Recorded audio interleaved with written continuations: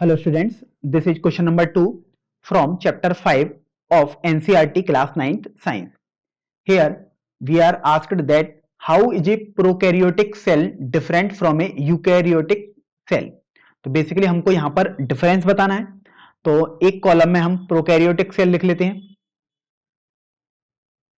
और एक कॉलम में हम यूकैरियोटिक सेल लिख लेते हैं और इनके बीच में हम डिफरेंस बताएंगे क्योंकि आपसे बोला गया है how they both are different from each other.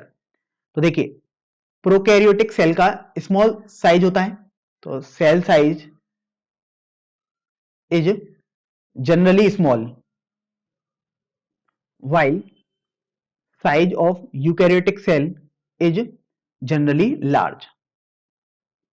अब इनके साइज की भी बात यदि हम कर लें तो देखिए प्रोकैरियोटिक सेल के जो साइज होते हैं स्मॉल तो होते हैं लेकिन आखिर कितना होते हैं तो उसको हम देख लेते हैं. 1 से 10 माइक्रोमीटर तक होते हैं और जो यूकैरियोटिक सेल होते हैं उनके साइज अगर हम देखें तो वो 5 से 100 माइक्रोमीटर के होते हैं. Now coming to the point 3, in prokaryotic cell nucleolus is absent while in eukaryotic cell nucleolus is present. Now coming to the point 4, only a single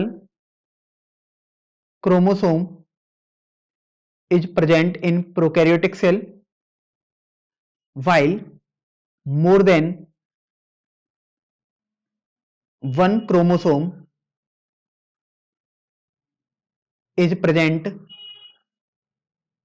in eukaryotic cell. So these are the difference between both of them.